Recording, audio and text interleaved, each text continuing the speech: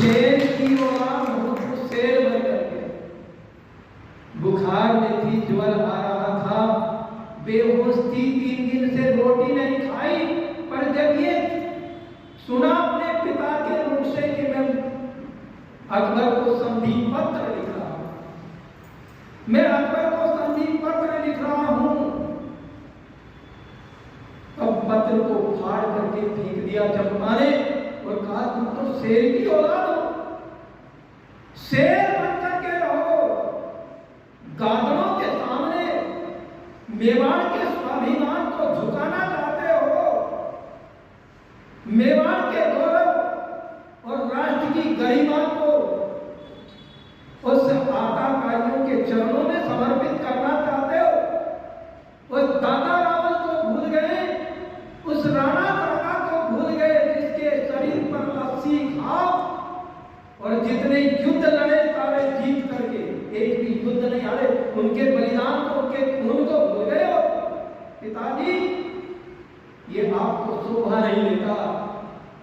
महाराणा की आंखों से आंसू बहने लगे और देखते ही देखते चंपा बेहोश होकर के जमीन पर गिर पड़ी। महाराणा प्रताप ने बेटी को गोद में उठाया, सहला रहे हैं, पर वो तो बेहोश क्या हुई, वो तो संसार से उसके प्राण निकल चले गए। राष्ट्र के लिए बलिदान किया चंपा ने, अपने पिता के स्वाभिमान को जगाया चंपा ने, और महाराणा प्रताप गोद में लेकर के रोने लगा।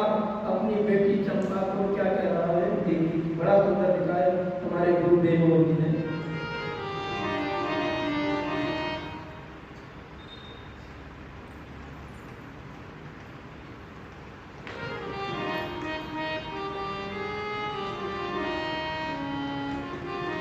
अरे चांद सा चंपा का चेहरा फूल सा मुरझा गया, चांद सा चंपा का चेहरा फूल सा मुरझा गया, चांद सा चंपा का चेहरा फूल सा मुरझा गया। रोशनी फीकी पड़ी सारा बदन कुमला गया, रोशनी फीकी पड़ी सारा बदन कुमला गया, चांद सा चंपा का चेहरा फूल सा मुरझा गया, चांद सा चंपा का चेहरा फूल सा मुरझा गया रे, चांद सा चंपा का चेहरा फूल सा मुरझा गया।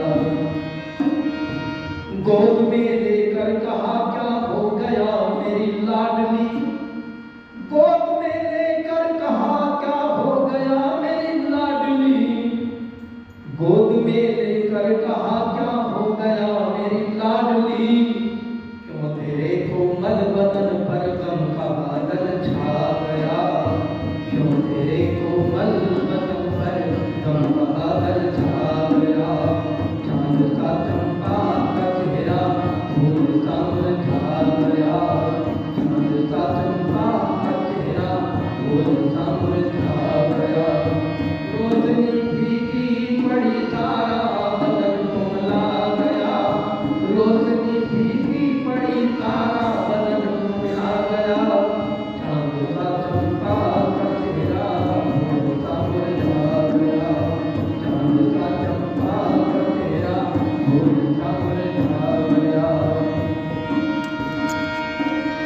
रुक गया धड़कती की धड़कन बढ़ गई सुध ना रही, रुक गया धड़ दिल की धड़कन बढ़ गई सुध ना रही, हिंद का वो शेर गाना देख कर घबरा गया, हिंद का वो शेर गाना देख कर घबरा गया, चांद सा चंपा का चेहरा फूल सा मुरझा गया, चांद सा चंपा का चेहरा फूल सा मुरझा गया।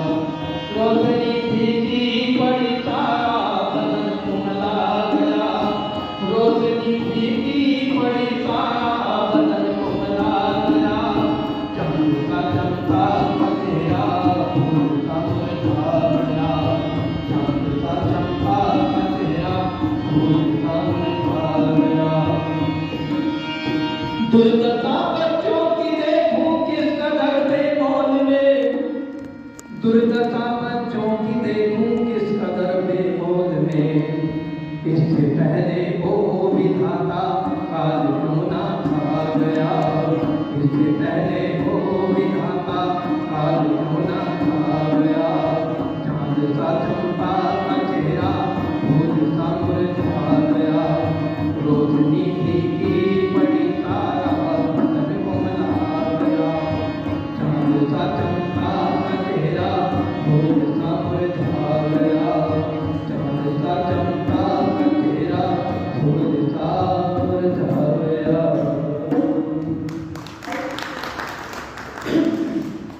चांद सा चमका का चेहरा भूल सा मुरझा गया। महाराणा प्रताप बिल्कुल टूट गए कि दुर्दशा बच्चों की देखूं किस कदर बेमौल में, इससे पहले वो विधाता काल क्यों न था गया।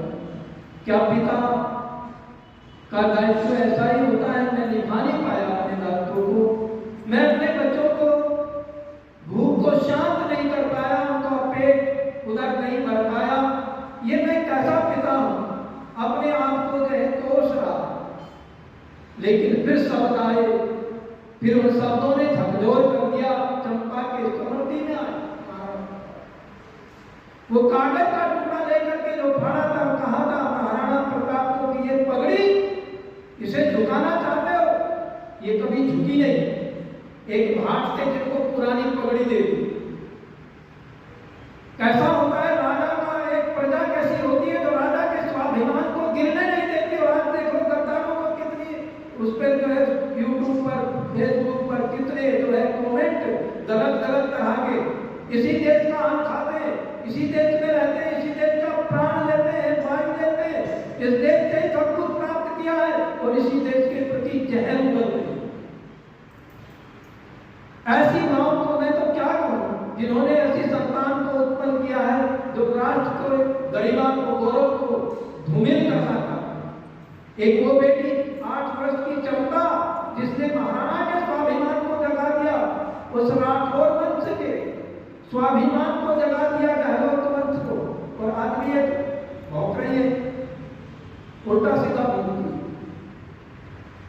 तो ऐसा नहीं था। महाराणा प्रताप को शब्दों को याद करके जमीर जाग था और कहा पदमा से जाकर के कि मेरे घोड़े को तैयार करो। पदमा अपने हाथ से दाना खिलाती थी जिस चेतक को, और चेतक के पास में गई पदमा, घोड़े को लगाम लगाया, चेतक हिलहिलाया। यहाँ के घोड़ों का भी इतिहास, पशुओं का भी इतिहास रहा। अमर सिंह का वो बादल, आगरे का किला मैंने देखा है और जब मैं जाता हूँ घंटों घंटों बैठ जाता हूँ आगरे के किले पर और देखता हूँ कि वो कैसा बादल होगा जिसने इतनी लंबी चौड़ी खाई को कैसे लांघ दिया और अमर सिंह को बचा दिया। शाहजहां की सिपह सलार था,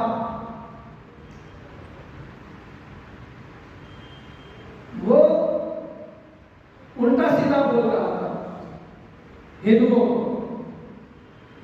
काफिर बोल रहा था। पर जब अमर सिंह ने सुना, अमर सिंह दरबार में गया, उसने जो है कहा तो कह दिया पर फिर कहना नहीं, कटारी निकाली और उसकी गर्दन ढकते तक कर दी। लेकिन गद्दार कौन था? उसी का साला अर्जुन को उसके सर को लेकर के गया, थोड़ी सी रियासत की लालच। यहाँ तो अपनों से हानि ये नहीं बिगाड़ा, भारत का कुछ दुश्मन की तलवारों ने भारत को बर्बाद किया है। भारत के गद्दारों हमारा तो लोहा मानते थे दुनिया के लोग। आइए बड़ा सुंदर एक गीत और आपके सामने रखता हूँ। मैंने लिखा था बहुत दिन पहले, घोड़े की लगाम को पकड़ करके कह रही है, चेतक आज तेरे कंधों पर भारत का स्वाभिमान है, मेवाड़ की शान है और मेरा स्वभाव है, इसका तुझे ध्यान रखना।